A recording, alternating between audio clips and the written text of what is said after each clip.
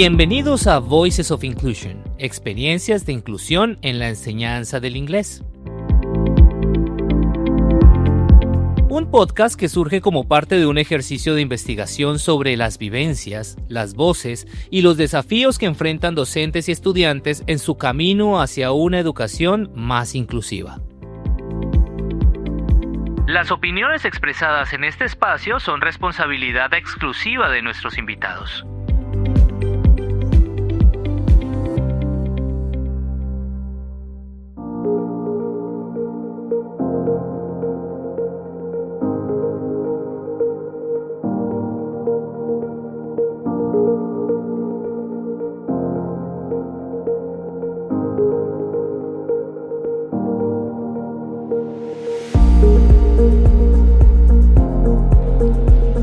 Hola, bienvenidos a Voices of Inclusion, experiencias de inclusión en la enseñanza del inglés, un espacio donde exploraremos la inclusión en las aulas de inglés. Les habla Stephanie Osorio Ramírez, docente, investigadora, y este es un podcast que nace desde mi experiencia en la maestría en didáctica del inglés de la Universidad Surcolombiana, además de mi deseo constante de mejorar, adaptar y flexibilizar mis prácticas docentes. En los episodios anteriores hemos hablado sobre las prácticas inclusivas en las aulas de inglés y los desafíos que enfrentan los docentes al trabajar con estudiantes neurodivergentes. Pero ahora surge una pregunta clave. ¿Qué están haciendo las instituciones para apoyar realmente la educación inclusiva? Bueno, para responder a esta pregunta hoy vamos a hablar del PIAR, que es el Plan Individual de Ajustes Razonables, una herramienta fundamental para garantizar que cada estudiante reciba la educación que necesita. Voices of Inclusion. Experiencias de inclusión en la enseñanza del inglés.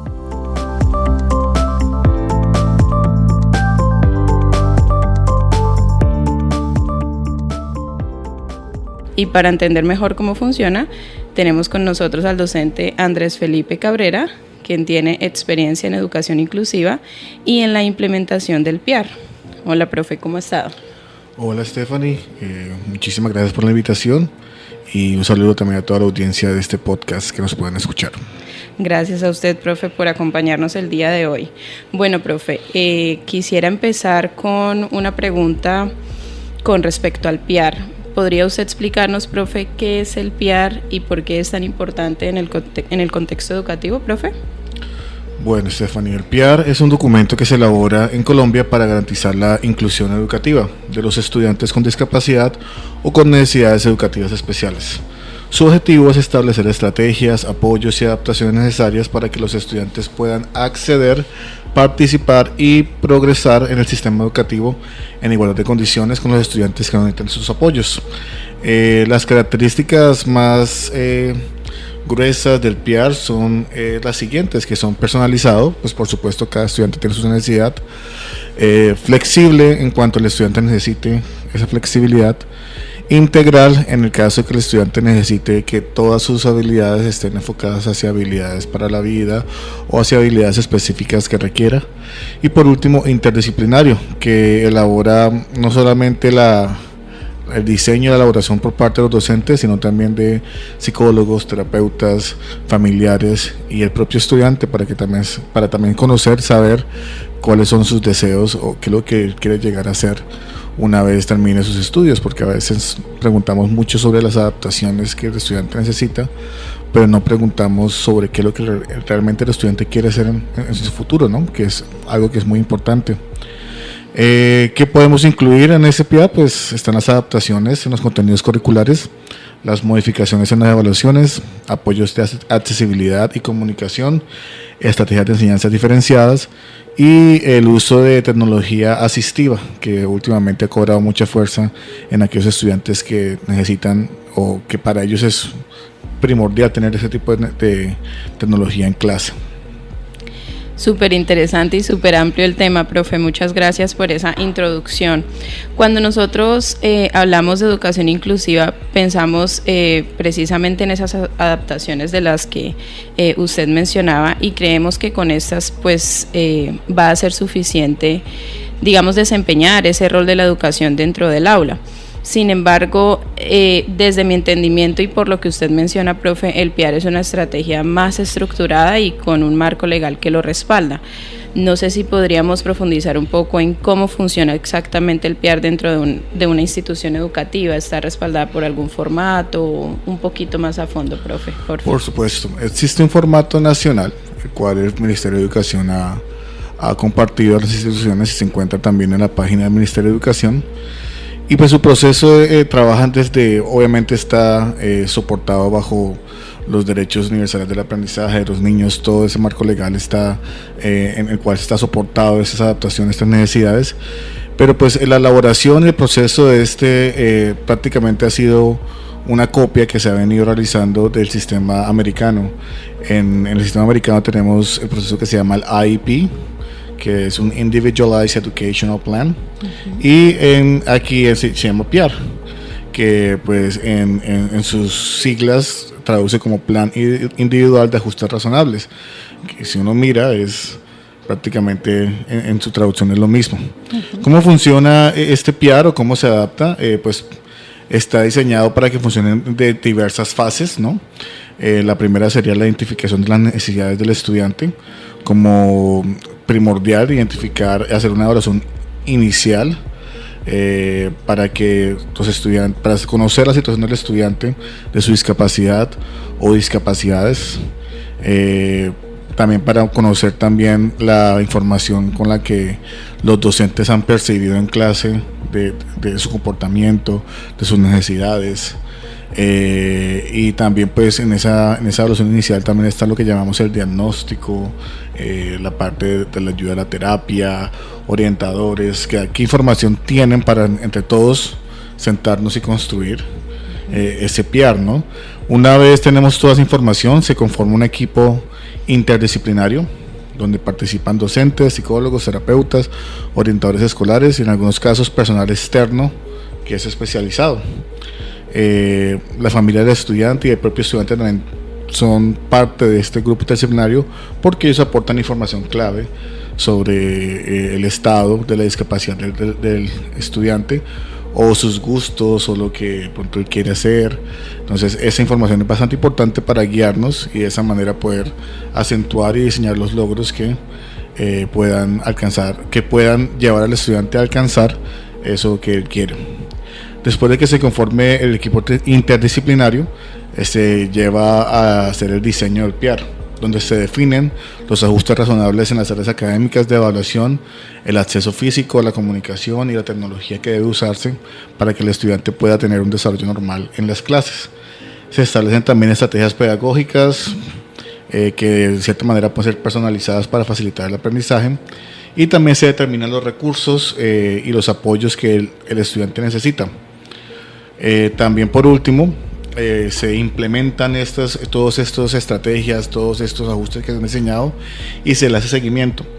El PIAR se pone en práctica en el aula y en los espacios de la institución que sea necesario, porque si tenemos estudiantes con problemas de movilidad, pues tenemos que hacer los ajustes en todo el colegio y no solamente van a hacer ajustes en las materias específicas, sino también adaptaciones en el colegio para que el estudiante se pueda movilizar.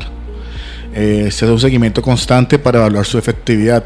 A veces en el diseño de estos logros podemos ser muy ambiciosos o podemos ser poco ambiciosos, entonces tenemos que ir mirando hasta qué manera se puede ir cumpliendo o qué manera podemos seguir desafiando, si se puede, al estudiante para que de pronto progrese más en su aprendizaje, ¿no?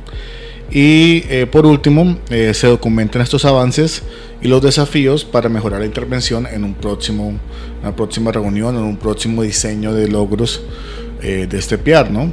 Se supone que estos ajustes deben realizarse, pero esas implementaciones se realizan durante el año y los ajustes se van cambiando periodo a periodo para que haya un progreso, para que haya un seguimiento y ya el próximo año, cuando se elabore otra vez todo este proceso, pues se puedan tener en cuenta, mira, el año pasado implementamos esto funcionó mucho, esto no funcionó tanto. Entonces aprender de esa experiencia y de esa manera también diseñar pues el siguiente PIAR, ¿no? Entonces más o menos ese es el proceso en el cual se implementa el PIAR, se diseña el PIAR, y se le hace seguimiento en grandes rubros, ¿no?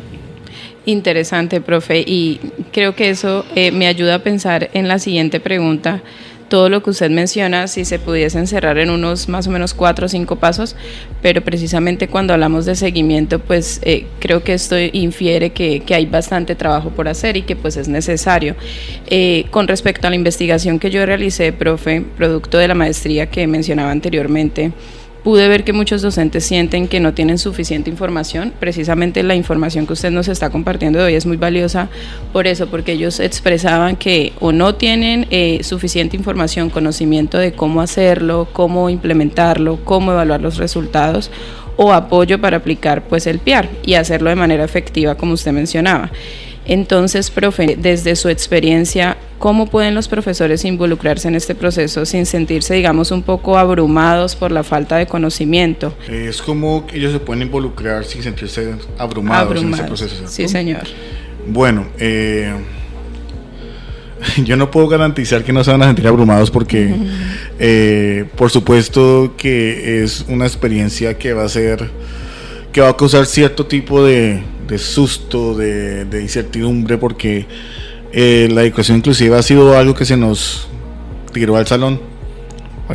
Hoy tenemos un estudiante de inclusión, profesor, haga el PIAR, haga tal cosa, y a veces muchos docentes no han sido capacitados al respecto. Yo siempre pienso que nuestra vida está llena de caos, ¿no? Y el caos está alrededor de nosotros, y es como navegamos a través del caos, ¿no? Por supuesto hay maneras de afrontar la vida. Una es abrumarse, una es asustarse, una es estar en la abnegación, y es entendible porque no tenemos conocimiento sobre cómo lidiar con estas cosas, ¿no? Pero la otra también es, ok, vamos a mirar qué puedo hacer, esto es una experiencia nueva, venga, me documento, venga, trato de aprender. Entonces, pues de pronto las estrategias que yo puedo dar son más estrategias como que ayudan a la elaboración, como a tomar esta realidad, porque ya es una realidad en nuestra aula y va a ser algo que va a suceder más frecuente, va a ser algo que va a crecer, y por supuesto también esto es un llamado, y pues aprovecho para exaltar estos espacios, porque es necesario que la comunidad entienda, ¿no? La comunidad educativa, que todas las licenciaturas, cada una de ellas deben colocar este tipo de prácticas como currículo obligatorio, ya que es una realidad, no debe ser un componente flexible. Entonces es una realidad la cual todos debemos de estar preparados, y pues en este momento nos la tiraron al aula y no estamos preparados. Entonces qué bueno es que estos espacios también hablen de esas experiencias, no solamente la parte pedagógica, la parte de modelos a seguir, sino también como de esas experiencias que todos tenemos en el aula, ¿no? Entonces, como hablábamos en el diseño del PIAR, trabajar en equipo y aprovechar los recursos existentes. Hay personas que no son muy conocedoras del tema, pero hay personas que sí. Entonces, buscar ese equipo interdisciplinario y decir, oiga, pues tenemos que hacer esto, entonces, ¿por qué no nos unimos todos, damos ideas y trabajamos? También es que yo pienso que en nuestra cultura trabajar en equipo es dividir el trabajo y no trabajar en equipo. Entonces, pienso que también es ese cambio de cultura. Por ejemplo, hay un caso de que un docente de matemáticas tenía un estudiante con dislexia, y esto me pasó a mí, pero no sabía cómo adaptar el contenido. En lugar de intentar resolverlo solo, trabajó con el orientador escolar, quien le sugirió usar materiales visuales, ejercicios de formato digital con lectores de texto. También pidió asesoría a otros docentes que ya habían trabajado con sus ajustes razonables. Entonces, no se espera que los profesores sean expertos en educación especial, pero sí que sepan pedir ayuda y colaborar con el equipo interdisciplinario. O sea, esa pedida de ayuda, pues, es inclusive más enriquecedora que saber todos estos procesos de educación inclusiva, porque a veces creemos los docentes que no las sabemos todas, y resulta que hay muchas personas que saben un poco más que nosotros, que nos pueden ayudar con esas experiencias. En la implementación del PIAR, aplicar estrategias simples y manejables. O sea, no tenemos que hacer un set de 200 pasos para el aula, sino algo que nos funcione. Unos pequeños cambios pueden generar grandes resultados. Por ejemplo, una profesora de literatura tenía un estudiante con un trastorno del espectro autista que se frustraba con los cambios imprevistos de las dinámicas de clase, cambios de clase, levantar, pararse, sentarse, todo eso. Al principio la profesora se sentía abrumada porque pensaba que necesitaba modificar todo su método de enseñanza. Sin embargo, con la ayuda del equipo de apoyo, implementó un horario visual, pictogramas y permitió que el estudiante tuviera un espacio tranquilo cuando lo necesitara. O sea, ¿cuál es la lección de esta experiencia? Que no es necesario modificar todo el currículo, sino hacer pequeños ajustes concretos y funcionales que faciliten la participación del estudiante o la inclusión de este mismo en clase. También para la parte de evaluación del PIAR podemos reflexionar y ajustar en el camino. O sea, no tenemos que esperar a que se acabe el periodo para hacer esos ajustes que son necesarios. Entonces, evaluar de forma flexible y basarse en la mejora progresiva. Esto pasó recientemente en mi colegio con un profesor de ciencias que se sentía frustrado porque su estudiante con discapacidad motora tenía dificultades para hacer experimentos prácticos en el laboratorio. Pensó que la única opción era excluirlo de esas actividades. Luego, en una reunión con el equipo interdisciplinario, surgió la idea de asignarle un compañero de apoyo y para manipular los materiales mientras el estudiante dirigía el experimento, tomaba notas o pasaba de ese formato de texto de voz a texto para tomar esas notas porque no podía escribir.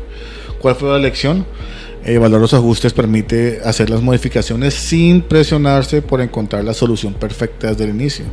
O sea, yo sé que hay muchos docentes, y entre esos me incluyo, que tratamos de que todo salga perfecto. Por supuesto es un proceso y como todo proceso que estamos aprendiendo, siempre van a haber recaídas, siempre van a haber errores, siempre van a haber momentos en los cuales no todo sale como un cuento de hadas, pues, pero la idea es aprender esas situaciones y en el camino ir progresando. Yo pienso que el PIAR no es una carga individual para los docentes, sino es un trabajo colaborativo, donde cada profesional aporta desde su rol. Cuando los profesores entienden que no están solos y que pequeños cambios generan grandes impactos, pues pueden involucrarse más en el proceso sin sentirse abrumados. Yo pienso que eso es importantísimo, porque a veces yo pienso que, vuelvo y digo, tenemos que trabajar en esas habilidades como el trabajo en el equipo, porque a veces siento que en los colegios somos como nuestras propias islas. El docente de inglés está allá, el docente de español está acá, no, pero es que a mí me piden hacer todo el PIAR y el docente de matemáticas está pensando lo mismo. Entonces, ¿por qué no juntarnos y mirar cómo trabajamos eso? También depende del manejo administrativo que se le dé, ¿no? Porque si la escuela, si la institución proporciona sus espacios en los cuales el grupo interdisciplinario o los docentes que le dan clase a esos estudiantes se reunieran y pudieran hablar de eso, sería magnífico. Sobre todo que se haga a principio de año, ¿no? Para poder de ahí partir y hacer todo el trabajo que se encamine para brindarle las oportunidades a esos estudiantes que pues pienso, ¿no? Que a veces no le damos la gran importancia que tiene, porque pues es un marco legal que lo respalda, ¿no? Entonces es importantísimo que generemos estos espacios para que ellos puedan seguir con su progreso individual, ¿no? Perfecto, profe, muchísimas gracias por esos ejemplos y esas experiencias que nos compartió. Hay algo que usted mencionó, profe, con respecto, y estoy totalmente de acuerdo al trabajo colaborativo entre docentes, colegas en este contexto de la educación y demás, y creo que fue uno de los casos que también se presentó dentro de la investigación en un contexto público. Una de las profesoras con las que estuve trabajando, ella pues me cuenta que más o menos el PIAR lo empezaron a aplicar antes de salir a vacaciones de junio, y bueno, ella me comenta que no es que haya de pronto una psicóloga presente que lidere este proceso, sino que fue liderado por la coordinadora de su departamento del área, que en este caso es inglés. Sin embargo, pues desde el aspecto personal también me comparte que pues ella de manera autónoma ha estado buscando información con respecto a cómo atender las necesidades de un estudiante que tenía en clase, que tenía edad cognitiva menor a la que debería tener pues a nivel biológico. Y entonces dice que lo ha hecho de manera autónoma, pero bueno, yo me preguntaba, profe, en el caso de que no está esta líder o esta coordinadora de área que lleve ese proceso, ¿sí? Que haga llamado a sus profesores para que pues se implemente el PIAR, o no hay un psicólogo de pronto en una escuela rural donde definitivamente están solo los profes, o mejor dicho, no hay un líder en este aspecto. Ahí, ¿quién puede llegar a liderar o quién se hace cargo de esta iniciativa? ¿Puede ser uno como profe precisamente, o cómo funciona ahí, profe? Uno puede empezar el trabajo de la implementación del PIAR. Uno identifica que el estudiante tiene sus falencias, o tiene sus discapacidades, o tiene sus vacíos, sean emocionales o académicos, y uno mismo puede hacer las adaptaciones y transformar eso hacia un PIAR. Yo pienso que no es justo para el estudiante que tiene esas necesidades que llegue a un aula y pasen 3, 4 periodos y que porque no hay psicólogo o no hay quien implemente esto, no se haga ningún ajuste para que el estudiante pueda progresar a su manera. Eso pienso que no debería ser así. Y obviamente a nivel administrativo hay muchas falencias. A nivel administrativo hay demasiadas falencias.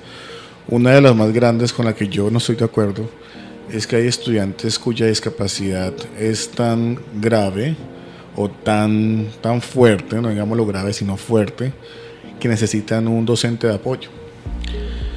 Y esos docentes de apoyo no llegan a principio de año, llegan en junio o julio. Y pues obviamente cuando tenemos un estudiante que tiene un trastorno emocional, que tiende a ser agresivo, violento en clase y puede herir a los compañeros, lidiar con un estudiante con esa magnitud de discapacidad pues puede ser abrumador, puede ser bastante difícil, puede ser riesgoso para mi salud, todas esas cosas. Esa falla administrativa hay, y hay muchas otras. Tal vez lo que se puede requerir en ese caso que yo hablo, que su magnitud es grande, pues que el estudiante pues aplace su entrada hasta que llegue el docente de apoyo, en ese caso pues por la misma discapacidad, ¿no? Pero pues la educación es un derecho para todos, ¿no? Entonces si no hay psicoorientador, si no hay alguien que lidere, pues lo que me comentas, hay alguien liderando el proceso que es el coordinador del área. Uh-huh. Entonces desde ahí se pueden crear ese grupo interdisciplinar entre esas dos personas para que entre las dos puedan hablar y decir cómo hacemos esto para que este estudiante pueda progresar. Pueden hacer adaptaciones de sus logros, pueden hacer adaptaciones o estrategias pedagógicas para que el estudiante pues aprenda lo que es de su nivel, digamos, o en el nivel en que se encuentra dentro del mismo área. Por supuesto, esto va a generar un poco más de carga, pero también esa carga extra que usted va a tener también se va reflejado en el ambiente del salón, porque tener un estudiante que no hace nada y que al final se va todo un año, se va el tiempo que es lo más valioso y no aprende nada, pues a mí no se me hace tampoco justo. Uh-huh. Y pues fácilmente una persona, un padre de familia, al ver que los derechos de sus hijos están siendo vulnerados por la educación que no le están brindando, pues también puede ser un inconveniente en el tema legal y académico. Entonces yo pienso que los docentes pueden empezar el PIAR por su propia cuenta, pueden hacer sus ajustes, pueden hacer sus estrategias, digamos, diferenciadas. Claro que lo pueden hacer. Sin que no hay un psicoorientador o tal cosa, pues no podemos trabajar con ellos porque no hay, pero pues sí lo pueden hacer. Ahí lo que valdría pensar es cómo tal vez el colegio también puede buscar capacitaciones para que ese tipo de cosas pues sean más fáciles para los estudiantes, ¿no? Porque no es posible que eso esté pasando en un colegio y que los docentes no digan nada, o que el mismo colegio no busque capacitación, que se quede sin decir nada. Entonces va a seguir pasando de esa misma manera y no van a seguir informando, no van a seguir pasando esas sugerencias o esas capacitaciones. Porque inclusive en los países, una vez tuvimos una charla con Estefan y otros compañeros, en los países más avanzados donde esto ya está implementado, donde esto ya está corriendo y andando, los docentes sienten que necesitan más preparación, aún después de haber tenido toda la preparación necesaria. Entonces es algo que podemos ver que no solamente es de un semestre, de un mes, de 2 meses, sino que es algo que se necesita capacitación. Y yo no puedo capacitarme y aprender algo cuando no lo estoy pidiendo, no lo estoy buscando, no estoy exigiendo que eso pase. Entonces, obviamente, si eso está pasando en esa institución, la idea es que empiecen con pues, que sigan el proceso lo mejor que puedan y buscar asistencia de tal manera que ellos puedan sentir que el proceso está siendo apoyado de alguna manera, ¿no? Sí, profe, creo que ahí respondió una pregunta que tenía en mente con respecto a hay diferentes razones por las cuales el PIAR se retrasa en su implementación, como lo mencionamos anteriormente. Entonces sí, que no tengo a alguien que convoque esta implementación, alguien superior a mí, pero pues por todo lo que usted menciona, con lo cual yo estoy de acuerdo, es que el profesor sea también agente de cambio y tome acciones, no esperar a que alguien más venga y me diga qué hacer. Y creo que, no sé, usted me corregirá si estoy mal, profe, esto también se puede pensar en la situación, por ejemplo, en la que no haya diagnóstico. O sea, yo he reconocido unas necesidades que tiene mi estudiante, pues a nivel educativo, a nivel emocional, quizás a nivel físico, pero no, como no tengo diagnóstico, entonces no voy a proceder. Sería la misma situación. ¿Yo puedo iniciar con ese proceso? Exacto, uno puede iniciar mirando precisamente esos vacíos que tiene el estudiante emocional o académico. Uno puede, como digo, uno puede hacer los ajustes en el camino, ¿no? Pienso que es lo más razonable, lo más justo, ¿no? Sin embargo, es importantísimo que mientras usted está haciendo esos cambios, esos ajustes, usted con mucho tacto, con mucha labia, pues comunique al padre de familia o a la madre de familia que pues es necesario pronto hacer un diagnóstico para mirar si se pueden hacer otras adaptaciones o algo. Insistirle, porque pues saber qué tiene pues también ayuda a hacer una intervención más directa. Nosotros como educadores no estamos en la posibilidad de hacer diagnósticos, eso es que quede muy claro, pero sí podemos ver comportamientos. Y podemos ver comportamientos, podemos ver qué es lo que el estudiante produce, podemos ver hasta dónde puede llegar en las temáticas, los conocimientos, en las habilidades, desempeños, etcétera. Entonces, viendo ese análisis, nosotros podemos diseñar estrategias que sean diferenciadas para que el estudiante pueda progresar a su propio ritmo. Porque esa es otra cosa que también toca tener en cuenta, ¿no? ¿Cuál es la diferencia entre un 2.9 y un 3? Ese 0.1 donde se ve la diferencia. Estamos acostumbrados a que el 3 es pasar, el 2 es perder, pero no estamos teniendo en cuenta cuál es la dimensión de un desempeño. O sea, hasta dónde yo sé que el estudiante puede llegar a cumplir un desempeño y cuál es el espectro de ese desempeño. Un espectro óptimo, un neutro, medio, bajo. O sea, no podemos decir que un estudiante no aprendió nada o que no puede aprender nada con una discapacidad y mucho menos sin discapacidad. O sea, el espectro del conocimiento y el desempeño está bastante, fluctúa de estudiante a estudiante. Entonces podemos mirar en ese espectro dónde está el estudiante y decir, ok, estamos en este nivel, queremos llegar acá, ¿qué debemos hacer? Entonces no vamos a poder hacerlo si el estudiante tiene discapacidades tratándole igual que todos los demás, porque no va a aprender, porque su nivel de desempeño no está en el mismo espectro. Pero si tenemos la manera, la didáctica, la pasión, los recursos para que el estudiante pase de aquí hasta donde necesitamos, pues que se haga algo diferenciado para que ese estudiante pueda obtener y progresar a su manera.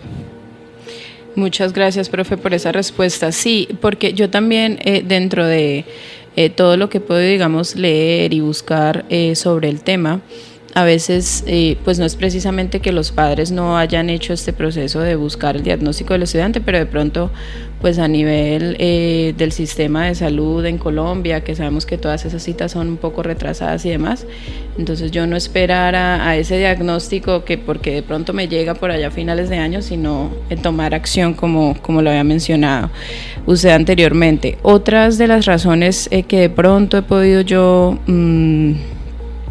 evidenciar para que no haya implementación del PIAR, pues ya lo hemos mencionado, la falta de conocimiento, de repente si no tengo un líder, pues ya sabemos que yo mismo puedo tomar acción, lo mismo que si no tengo un diagnóstico y demás.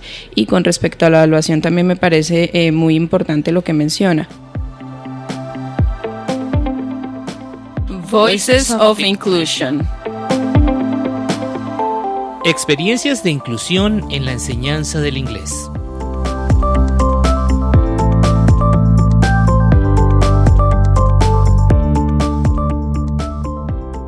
Profe, Yo creo que pues aplicar el PR no siempre es fácil, como usted ya lo mencionó anteriormente, puede ser un poco abrumador, pero también siento que, como usted nos compartió, al final debe ser algo justo para el estudiante y que su derecho a la educación sea respetado y que pues se busque implementar, ¿cierto? Que él pueda aprovechar, al igual que los demás estudiantes que de pronto pueden que no sean neurodivergentes, pero que también llegue a esos objetivos en el contexto educativo. Y pues sí que esto va a requerir trabajo, como lo habíamos mencionado, poder superar todos esos retos que usted nos compartió y que yo mencioné anteriormente. Hay algunos otros, como por ejemplo la falta de recursos, ¿cierto? A veces la resistencia que tienen algunas instituciones para avanzar en este proceso, a pesar de que entiendo yo y que este es uno de los deberes a nivel legal que tenemos como profesores de implementar el PR. Profe, entonces no sé si pueda compartirnos, pues ya nos compartió bastantes estrategias, pero de pronto alguna otra con respecto a cómo mejorar a nivel estructural todas estas falencias. Definitivamente va a ser el ser autodidacta como profesor, el trabajo colaborativo, no sé si tenga de pronto alguna otra que nos pueda compartir. Bueno, yo pienso que el ser autodidacta nos ha llevado a hacer de esas maneras precisamente porque esta situación se nos presentó en el salón y de la nada tenemos que lidiar con esto, ¿no? Pero pienso que de manera estructural es empezar a tomar ese liderazgo en cuanto a la parte administrativa, los docentes, rectoría, coordinación, para gestionar recursos también externos, gestionar o mirar herramientas tecnológicas que puedan ayudar a los estudiantes, también revisar la política de la institución, ¿no? Porque muchas veces este tipo de situaciones aparecen pero no se ven reflejadas esos cambios dentro del currículo, no se ven reflejados dentro de la misión, visión del colegio. También pienso que es muy importante, sobre todo en el sector público, porque yo sé que en el sector privado son un poco más precisos en la inversión en cuanto a capacitaciones, pero siento que en el sector público es como que, mira, están estas 20 opciones y escoge una. Entonces muchas veces estos cursos, como tal, como la parte de inclusión, no son priorizados, o muchos docentes escogen otros cursos sabiendo que es algo que no hemos sido capacitados 100%. Entonces hacer esas tipos de capacitaciones, enviar docentes de apoyo, hacer esas capacitaciones a las diferentes zonas, porque hay muchos docentes que están totalmente navegando a oscuras y con los ojos tapados, como dicen por ahí, porque no saben cómo lidiar con esto y es entendible. Donde yo trabajo, tenemos docentes de las otras sedes que han lidiado con estudiantes con discapacidades de una manera excelente, sin necesidad de tener toda esta formación. Entonces, qué bueno sería que ellos también se pudieran formar y hablar de su experiencia, porque también es muy rica. Pero también hay docentes que no saben cómo implementar estas cosas. Entonces es muy necesario que haya esa capacitación por parte de la Secretaría de Educación Departamental, de la Secretaría de Educación Municipal, del Ministerio de Educación, pero también es muy necesario que los docentes también busquen por su cuenta, ¿no? Todos estos recursos que hacen falta. Yo me interesé en este tema precisamente porque yo trabajaba en el exterior y tenía un salón de 20 estudiantes, pero cada estudiante era su mundo.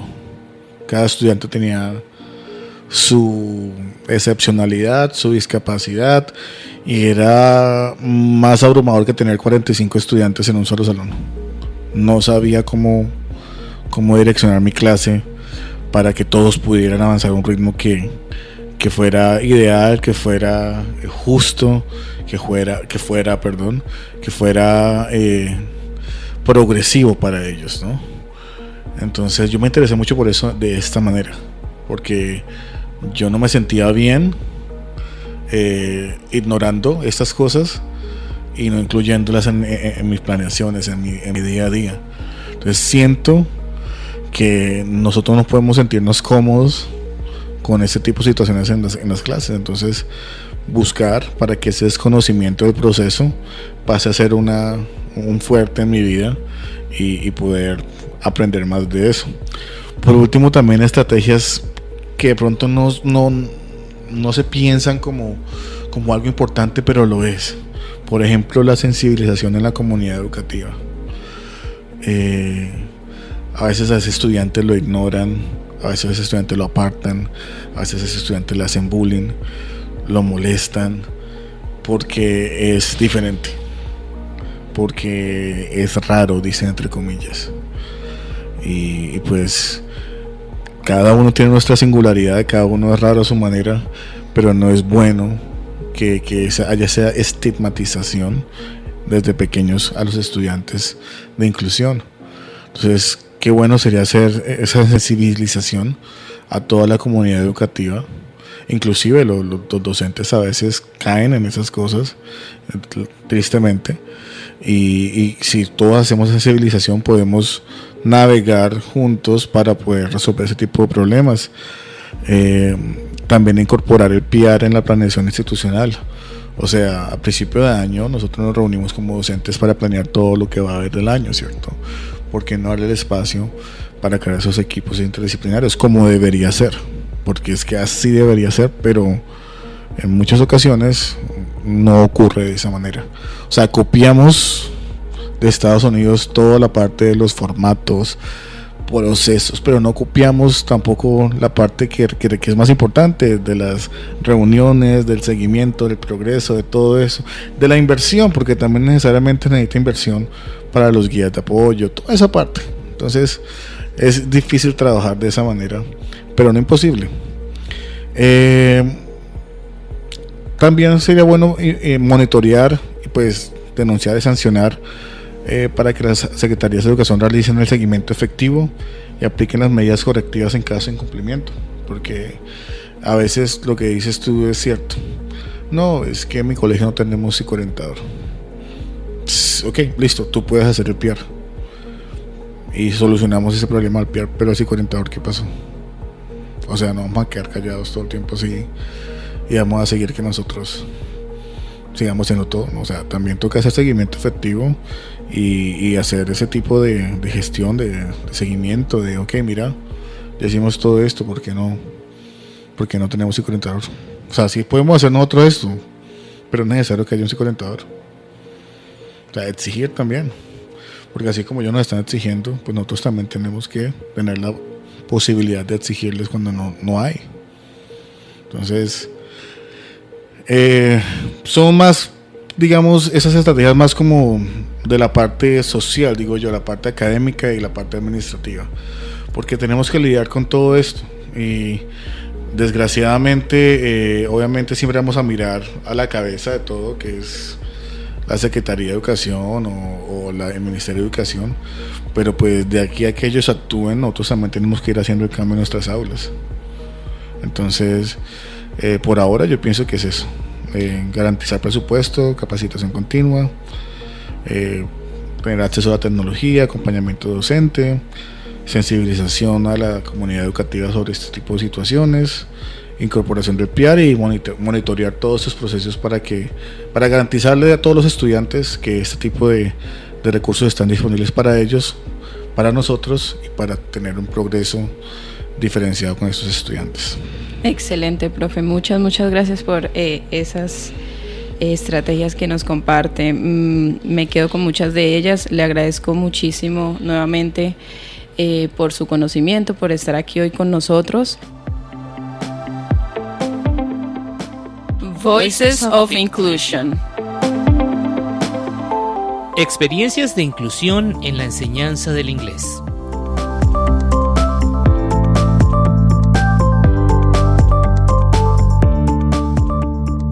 Ya para finalizar, profe, que la verdad es que nos ha dado tanta información que seguramente hasta yo misma me voy a volver a escuchar este podcast, pero profe, no sé si de pronto en este momento tenga en mente algunas páginas o recursos o de pronto guías oficiales que nosotros podamos consultar, que sea pues de información pública de pronto en Google o demás, profe. Claro que sí, Stephanie. Pues primero pienso que la matriz es mirar la guía de implementación del decreto 1421 del 2017, donde proporciona orientaciones para garantizar que los establecimientos educativos estén en condiciones para brindar una educación de calidad a todos los estudiantes, incluyendo aquellos con discapacidad. Eso lo encuentras en Colombia Aprende. Plan individual de ajustes razonables, por supuesto, mirar el formato. También está en línea, está por la parte de la Secretaría de Educación de Bogotá. Guías y cartillas orientadoras. Hay una colección de materiales en Colombia Aprende también, que son importantes para la educación, para la atención educativa, de la población con discapacidad, incluyendo guías para la permanencia, gestión escolar y acompañamiento de familias. Orientaciones para promover la educación inclusiva en las escuelas normales superiores, que también es un archivo que hace poquito lo estuve mirando, y es una guía que orienta sobre la atención de la población con discapacidad en clave con la diversidad, dirigida a las escuelas normales superiores. Tú sabes que las escuelas normales trabajan con estudiantes sordomudos, entonces ellos tienen también muchísima experiencia cómo lidiar con ese tipo de estudiantes. También las guías de buenas prácticas sobre la educación inclusiva, que está también en Colombia Aprende. Hay una página en especial que yo utilizo mucho y se la recomiendo a mis estudiantes de la maestría, que se llama el Iris Center, es en inglés, el Iris Center o el Centro Iris, que nos proporciona estrategias para la educación diferenciada.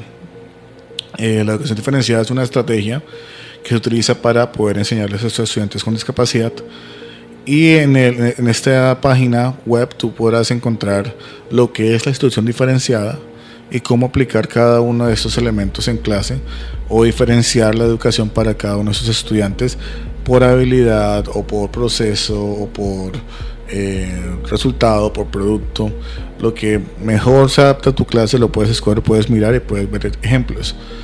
Ustedes van a decir, profe, pero es que la página está en inglés y no todos los que escuchamos el podcast hablamos inglés. Sí, pero hoy en día tú entras a Google, en los 3 punticos de la derecha, le hundes traducir y ya queda todo traducido perfecto, y ahí puedes entender de esa manera. Entonces se diferencia también, mira, en las páginas de internet también utiliza la tecnología para diferenciar, y para no solamente son los estudiantes con discapacidad, sino también los que tenemos diferentes habilidades.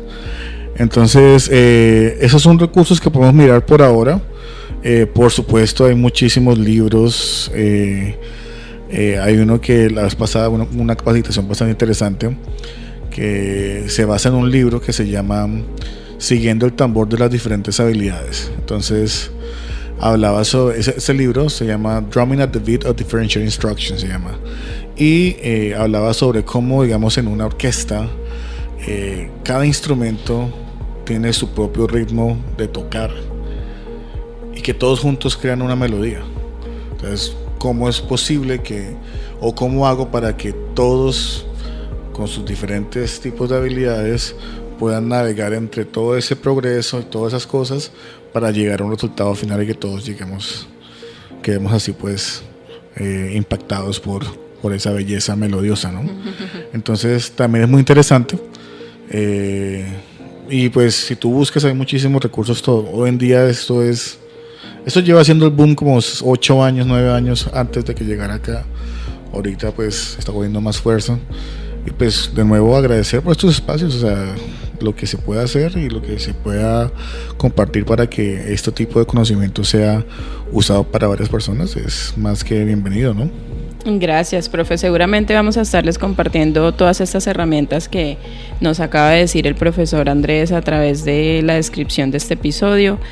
Recuerden que en este episodio de Voices of Inclusion, experiencias de inclusión en la enseñanza del inglés, hemos hablado de bastante información, pero yo creo que se queda uno con el hecho de que la inclusión educativa no solo va a depender de los docentes en el aula, aunque estos deberían ser quienes tengan pues ese liderazgo, sean los agentes de cambio en caso de que hayan obstáculos a la hora de implementar el PIAR, sino también pues depende de las instituciones, ¿sí? De cómo estas responden a las necesidades de sus estudiantes, como lo compartía el profesor con respecto a los padres de familia y bueno, todas las áreas involucradas, profesionales y demás, en este proceso de la implementación del PIAR, que bien lo decíamos, es una herramienta clave para garantizar que cada estudiante tenga oportunidades reales de aprendizaje. Pero pues ya sabemos y lo hemos mencionado también, su éxito depende de un trabajo pues en conjunto, ¿no? Un trabajo colaborativo que también lo mencionaba el profesor. Nuevamente, profe, queremos agradecerle por compartir su experiencia, que para mí está siendo muy enriquecedor este momento. Me llevo muchos datos y seguramente buscaré también ponerlos en práctica. De verdad que he aprendido bastante y pues también agradecerle a nuestros oyentes por escuchar este episodio del día de hoy del podcast Voices of Inclusion, experiencias de inclusión en la enseñanza del inglés. Recuerden que les estaremos compartiendo los enlaces a las herramientas que mencionó el profesor en la descripción de este episodio. Y bueno, profe, también quería saber si es posible dejar su contacto pues en la descripción del episodio, por si hay gente que está interesada en contactarse con usted. Por supuesto, claro que sí. Perfecto, profe. No sé si le gustaría darnos un comentario final, profe, ya para cerrar el episodio de hoy. Claro que sí, Stephanie. Pues una vez más resaltar que esos espacios deben ser promovidos, porque pues nuestro trabajo es garantizar el acceso a la educación de calidad para todos los estudiantes. Esto no es solamente una responsabilidad ética, sino también un derecho fundamental. Entonces, la implementación del Plan Individual de Ajustes Razonables, el PIAR, junto con la aplicación de estrategias de la educación inclusiva e instrucción diferenciada, permite que cada estudiante reciba el apoyo necesario para desarrollar su máximo potencial. Cuando una institución educativa se compromete con estos principios, no solo está beneficiando a sus estudiantes con discapacidad o necesidades específicas, sino que está transformando su cultura pedagógica. Es en un espacio de aprendizaje más equitativo y enriquecedor para toda la comunidad. Si bien el camino puede presentar desafíos, estos pueden superarse con capacitación, recursos adecuados y un enfoque colaborativo entre docentes, familias y especialistas. La inclusión no solamente es un solo objetivo aislado, sino una práctica diaria que construye una sociedad más justa y diversa. Por ende, educar desde la inclusión es educar para la equidad. Entonces los invito a que implementemos este PIAR, estas estrategias con compromiso y trabajemos juntos por una educación que valore y respete la diversidad. Ese es el mensaje que quiero dar para todos, porque hoy en día hablamos de una Colombia humana, de una Colombia que da bienvenida a todos y todas, sin tener en cuenta su origen, su inclinación sexual, su manera de pensar. Entonces eso también hace parte de la inclusión, porque no podemos estar en un país donde la diversidad sea valorada, respetada y sea defendida como la vida tal. Definitivamente, profe. Me llegó bastante ese mensaje que entrega y de verdad que espero que nuestros queridos oyentes lo reciban de la misma forma. Por ahora, nuevamente, profe, gracias por estar aquí. Nos escucharemos en nuestro próximo y último episodio, donde estaremos hablando sobre los tipos de necesidades especiales, discapacidades o capacidades diferentes con los que nos podemos encontrar en el aula. Recuerden que les habló Stephanie desde Voices of Inclusion, experiencias de inclusión en la enseñanza del inglés. Bye bye. Voices of Inclusion. Experiencias de inclusión en la enseñanza del inglés.